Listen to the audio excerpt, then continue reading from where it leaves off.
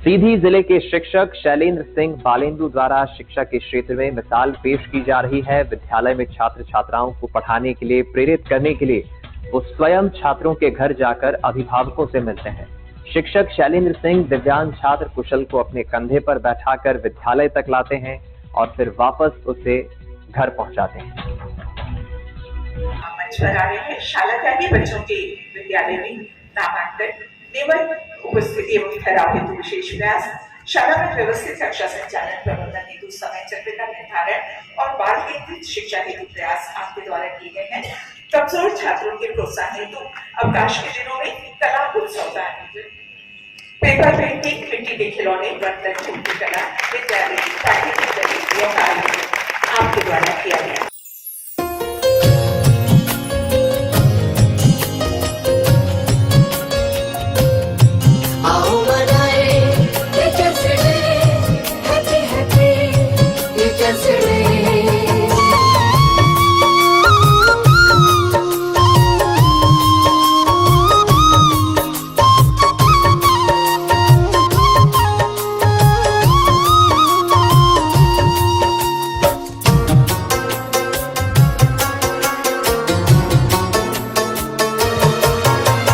ज्ञान के दाता का हम नित सम्मान करें, फिर हम अंतर मन में अपने ज्ञान भरें। ज्ञान के दाता का हम नित सम्मान करें, फिर हम अंतर मन में अपने ज्ञान भरें। सही गलत के फर्क को जिसने समझाया, उस शिक्षक को नतमस्तक प्रणाम करें। सही गलत के फर्क को जिसने समझाया, उस शिक्षक को नतमस्तक प्रणाम करें। ज्ञान के दाता का हम नित सम्मान करें, फिर हम अंतर मन में अपने ज्ञान भरें।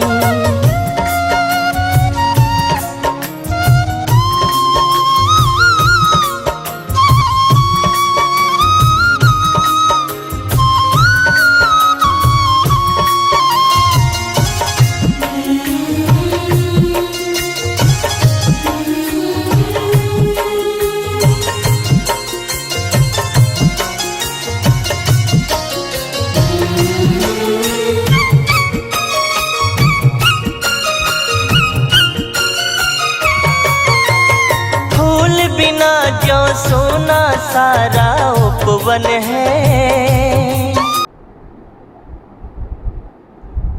लेकिन जो कक्षा 1-2 का अध्ययन अध्यापन करता है, उन लेक्चररों और उन प्रिंसिपलों से बेहतर है जो ज्यादा उन्नत करते हैं, क्योंकि हमने वहां पे देखा है। क्योंकि हमको ऐसा बच्चा मिलता है वहां पे कि जहां पूरी एफर्ट लगा करके उसमें नए रास्ते पे लेके जाना होता है। तो वास्तविक जो आपका जो उसका नींव है सब कक्षा 1-2 के शिक्षकों पर है,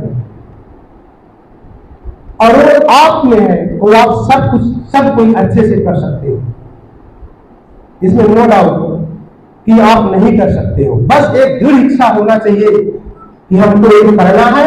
कोई भी समस्या है उस समस्या को आप किनारे कर दीजिए, आप सब कुछ कर सकते हो। ऐसे हमारे भी कुछ शिक्षकों ने बात की है, अभी जो अपना अनुभव शेयर कर रहे थे। कौन क्या कहता है, कौन क्या नहीं करता, अरे हमको जो दायित्व मिला है उस दायित्व को आप पूरा करिए। बाद में आपको वही सामने वाला जो आपको रोक रहा था वही आपको पहले कहेगा कि हाँ आपने अच्छा काम किया है। और हम तो उस चाणक्य के वंशज हैं कि जो, और हम शिक्षक हैं, समाज की धूरी है, राष्ट्र निर्माता है। ऐसे पद हमको नहीं मिल गया है। समाज में सबसे सम्मान का अगर पद है तो शिक्षक का पद है। तो शिक्षक समाज का वह धूरी होता है जो 1000 चंद्रगुप्त पैदा कर सकता है, लेकिन 1000 चंद्रगुप्त मिलकर के एक कौटिल्य का निर्माण नहीं कर सकते हैं। आप उसमें उतनी बड़ी क्षमता है, आप सब कुछ कर सकते हैं, बस एक दृढ़ इच्छा होना चाहिए। आप जब यहां से जाएंगे, हमने 3 दिनों तक हम लोगों ने आपको ट्रेनिंग दिए, जितना बन सका हम लोगों ने सिखाने का प्रयास किया। आप लोगों ने बहुत अच्छे ढंग से इसको सीखा। लगा कि वास्तव में यहाँ पे जो शिक्षक इस बैच में इस चरण में आए हैं बहुत एक्टिव हैं, और जैसा कि आप लोगों ने कहा भी कि हमने यहाँ पे प्रतिज्ञा ले रखा है कि अब घर जब स्कूल जाएंगे तो पूरी तन्मयता के साथ बच्चों के साथ जुड़ जाएंगे और उनको पढ़ाना नहीं है, सिखाने के साथ साथ उसको आगे बढ़ाएंगे, और जो मिशन अंकुर का लक्ष्य है, निपुण भारत का लक्ष्य है, उसको अवश्य पूरा करेंगे। शायद इसी परिप्रेक्ष्य में मैं एक कहानी आपको शेयर करना चाहता हूं। आप लोग ध्यान से सुनिएगा इस कहानी को। इसका निचोड़ क्या है, इसका आउटपुट क्या है, मैं नहीं जानता। आप इसका आउटपुट निचोड़ क्या होगा, आप इसका लास्ट में चिंतन करेंगे, चिंता करेंगे और चिंतन करेंगे तो क्या ये हमारे ऊपर तो फिट नहीं हो सकती। अगर इस कहानी को सुनने के बाद आपको लगे कि वास्तव में इस कहानी हमारे दिल को छू गई है, तो आप तालियों से सम्मान करिएगा। अगर ऐसा नहीं तो कोई बात नहीं। तो साथियों, एक वंदना नाम की मैडम की प्राथमिक शिक्षिका थी। उनका ट्रांसफर होता है, और जब ट्रांसफर होता है तो दूसरे स्कूल में जाती है। जब दूसरे स्कूल में गई, दूसरे दिन ज्वाइन करती है, और ज्वाइन करने के बाद उनकी इच्छा होती है कि हम कक्षा को घूमें, बच्चों से मिल आए। तो एक शिक्षिका साथी से कहती है, वहां की जो है, कि हमको कक्षा घुमा दीजिए, बच्चों से मिलवा दीजिए। तो कहती है बस क्यों ना चला जाए मिलवा गए। जैसे ही कक्षा के अंदर प्रवेश करती हैं, कौन? वंदना मैडम। तो सभी बच्चे खड़े होकर के उनका सम्मान करते हैं, और जब वो खड़े होकर के सम्मान करते हैं तो वंदना मैडम बोलती हैं कि बेटा आप लोग बहुत अच्छे हो, आप बहुत संस्कारित हो, आप तो मेरे बेटे जैसे हो। इस तरह का शब्द उन्होंने उन बच्चों के सामने यूज किया। तो बच्चों में आपस में बात करने लगे कि अरे आज तक तो कोई मैडम और कोई सर इस तरह का शब्द उपयोग नहीं किया कि आप बहुत अच्छे हो, आप बहुत संस्कारित हो, आप हमारे बेटे जैसे हो। ये मैडम तो बहुत अच्छी है। और फिर मैडम चली जाती है। दूसरे दिन आती है, फिर बच्चों को सिखाने लगती है, बच्चे सीखते हैं, और बच्चों में और मैडम में काफी जुड़ाव हो जाता है, काफी तालमेल हो जाता है, और वो बच्चे बहुत उत्साहपूर्वक सीखते हैं। कुछ दिन हो गया, उसी कक्षा में एक राजू नाम का लड़का था, और जब वो स्कूल आता तो सबसे लास्ट जैसे वो सर बैठे हैं, वहां पे सब बच्चों के पीछे बैठा करता था बेंच में, और जो मैडम पढ़ाती थी तो उसका पढ़ने में मन नहीं लगता था। धीरे धीरे मैडम देखती गई, और एक दिन उनके मन में उस बच्चे के प्रति नफरत पैदा होती है। किसके प्रति? राजू के प्रति। नफरत पैदा होती है और वो मैडम राजू से नफरत करने लगती है। कुछ दिन चलता गया। एक दिन उनके मन में विचार आया कि आज हम बच्चों के, क्योंकि राजू कक्षा 3 में था, वो कक्षा 3 के मैडम थी, राजू कक्षा 3 में वर्तमान में अध्ययन कर था। एक उनके मन में विचार आया कि बच्चों का पोर्टफोलियो चेक कर ले। बच्चों का क्या चेक कर ले? तो पोर्टफोलियो सबको पता है क्या होता है? यस, बच्चे के परिवार के, ठीक है, उसके व्यवसाय के, किस क्षेत्र में वो कमजोर है, किस क्षेत्र में बढ़ रहा है, उसकी पूरी जानकारी उसमें होती है उस पोर्टफोलियो में। उन्होंने देखते गए तो राजू का पोर्टफोलियो उनके हाथ में लगता है। तो देखती है राजू के पोर्टफोलियो को। उसमें कक्षा 1 की मैडम होती थी, अरे राजू तो पढ़ने में बहुत होशियार है, होशियार तो बुद्धि का है, लेकिन इनके पापा का देहांत पहले ही हो चुका था और जो मम्मी है तो मम्मी की भी तबीयत खराब है। इस वजह से यह स्कूल कभी कभी जाता है और फटा पुराना गंदा कपड़ा पहन करके स्कूल चला जाता है और उसका पढ़ने में मन नहीं लगता है। वो कक्षा 1 की मैडम लिखी थी पोर्टफोलियो में। फिर कक्षा 2 में देखती है, क्योंकि पोर्टफोलियो अगर हमारी कक्षा 5 तक है तो वही पोर्टफोलियो क्रमशः चलेगी, चेंज नहीं होता। जब 2 को देखती है, कक्षा 2 की मैडम लिखी थी कि राजू की मम्मी जो काफी दिनों से बीमार थी, उनकी मृत्यु हो चुकी है। पापा तो पहले चले गए थे और जो मम्मी थी उनकी भी मृत्यु हो चुकी है। इस वजह से उसका पढ़ने में मन नहीं लगता है। जब मन होता है तो स्कूल जाता है, जब मन होता है तो स्कूल नहीं जाता, बिना खाए पिए स्कूल चला जाता है, गंदा कपड़ा पहन के स्कूल चला जाता है। कक्षा 2 की मैडम लिखी थी। इतना पढ़ने के बाद वंदना मैडम को राजू की वास्तविकता की पता चल गई। जब वास्तविकता की पता चल गई तो दूसरे दिन जब वो स्कूल आती है तो जैसे स्कूल कक्षा के अंदर प्रवेश करती है, सभी बच्चे खड़े होकर के उसका सम्मान करते हैं। उसमें राजू भी था।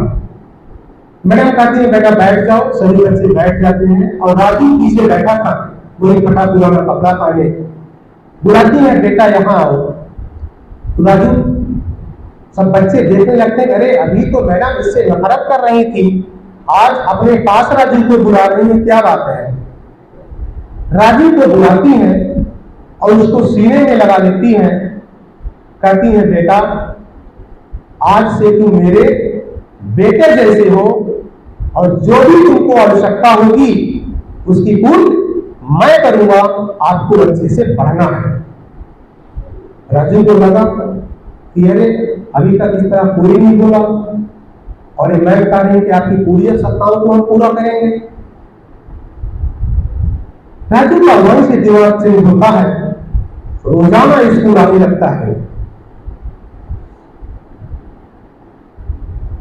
और अच्छे से पढ़ाई करता है। इसी बीच शिक्षकों के समर्पित एक दिवस होता है, आप सबको पता है। शिक्षकों का दिवस जिस दिन मनाया जाता है, किस दिन मनाया जाता है? 5 सितंबर को शिक्षक दिवस आया। सभी बच्चे अपने मैडम को गिफ्ट देने की तैयारी करने लगे कि हम आज शिक्षक दिवस से गिफ्ट देंगे। सब अच्छा गिफ्ट लेके आए। उसमें राजू भी अपना गिफ्ट लेके आया। सभी बच्चे मैडम को गिफ्ट दे रहे हैं, मैडम गिफ्ट ले रहे हैं। सामने नजर दौड़ाती है तो देखती है कि राजू भी गिफ्ट लेके आया है और एक झोला है और वो झोला फटा है। वो झोला क्या है? फटा है और उस कागज में कुछ लपेट के लेके आया है, वो दिख रहा है बाहर से, वो पुड़िया बनी है कागज की। तो मैडम कहती है कि बेटा इसकी कोई आवश्यकता नहीं थी, क्यों गिफ्ट लाए हो? अभी देखी नहीं है, वो झोला देखी तो बोली के हो गया, बेचारा गरीब है, क्या लाया होगा। ठीक है, तो कहती है कि इसकी कोई आवश्यकता नहीं थी, आप क्यों परेशान हुए, क्यों लाए? वो लेने से इनकार करती है, लेकिन राजू का जिद है कि नहीं मैडम जी, हमारा गिफ्ट आपको स्वीकार करना पड़ेगा। और अंततः वो मैडम उसके गिफ्ट को स्वीकार करती है और सोचती है कि हम बच्चों के सामने उस गिफ्ट को नहीं ओपन करेंगे, नहीं खोलेंगे, क्योंकि बच्चों में हीन भावना कहीं हो जाए कि क्या लेके आया है राजू ने। वो एकांत में जाती है, उस गिफ्ट को खोलती है तो 3 कागज के पुड़िया उसमें थे। पहला कागज की पुड़िया को खोलती है मैडम, तो उसमें एक कंगन था। किसका कंगन? सोने का कंगन था। दूसरी पुड़िया को खोलती है तो एक रिंग थी सोने की, और तीसरी पुड़िया को जब खोलती है उसमें इत्र था। मैडम भेजती है किसी को, चपरासी को, जाओ उसको बड़ा के लाओ, छोड़ करके तो नहीं लाया। जब उसके पास चपरासी आता है कि चलो मैडम बुलाई है, डरा सामा हुआ जाता है कि क्या मुझसे गलती हो गई। तो मैडम बुलाती है, देखती है कि बेटा ये क्या काहे के लिए लेके आए हो?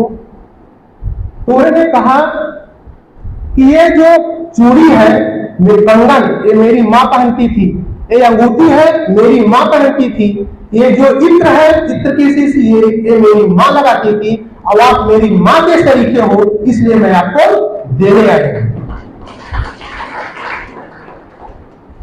अब उनके आंखों से आंसू बहने लगता है और उस गिफ्ट को स्वीकार करती है।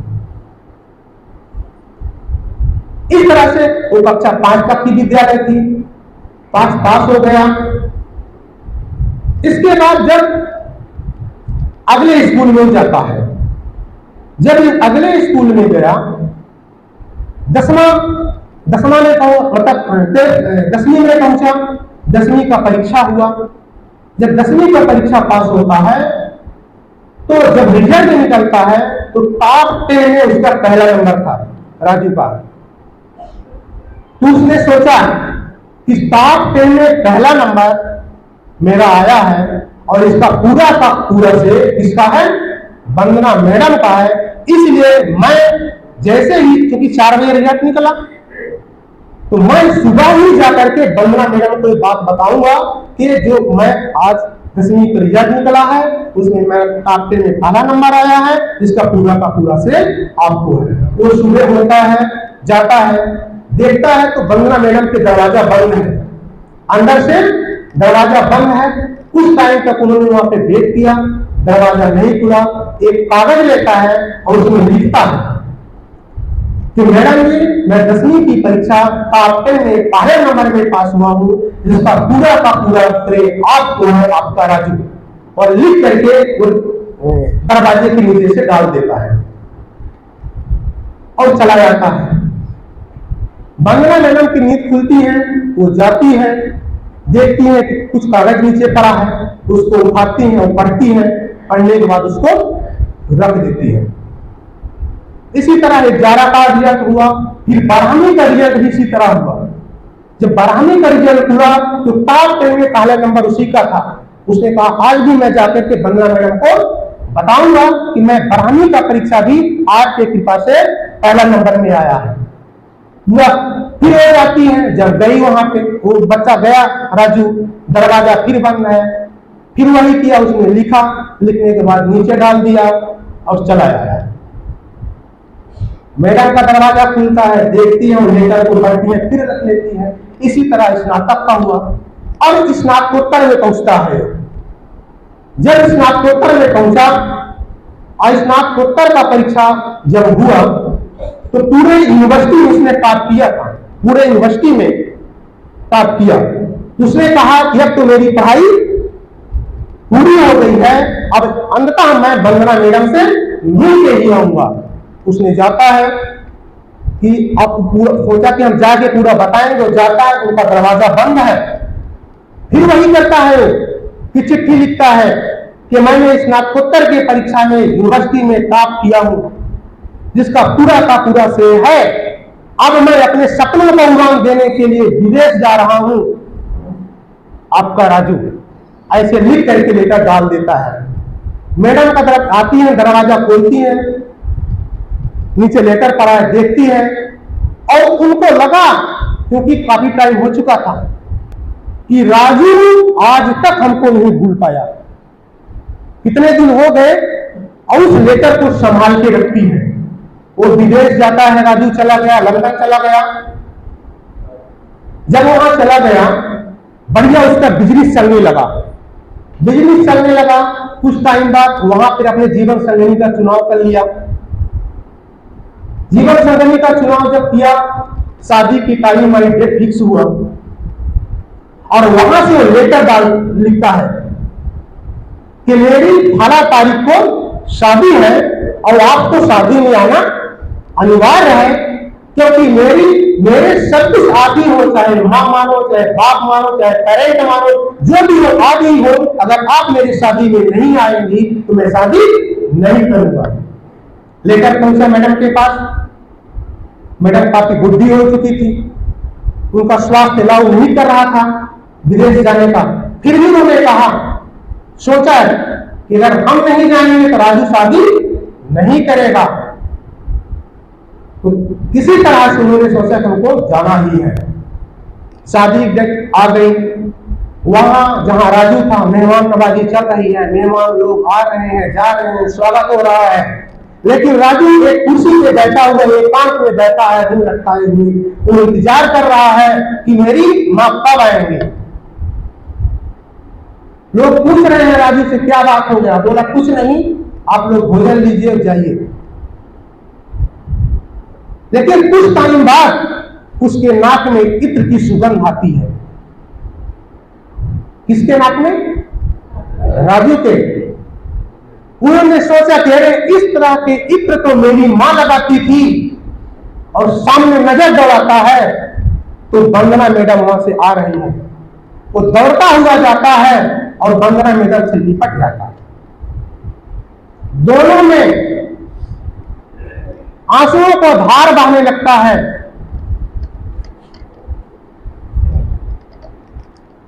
मां को बेटा और बेटा को मां का प्यार मिला। मैं इस कहानी को यहीं पे समाप्त करता हूं। बस आपसे यह जानना चाहता हूं, यहां नहीं पूछूंगा, आप अपने मन में रखिएगा कि इस कहानी से क्या प्रेरणा मिली। अगर चिंतन करिएगा और इसको अच्छे से, कि हम भी अगर होते, हमारे भी स्कूल में अगर ऐसे बच्चे होते तो क्या हम लोग ये सब कर सकते हैं। धन्यवाद। जय हिंद, जय भारत।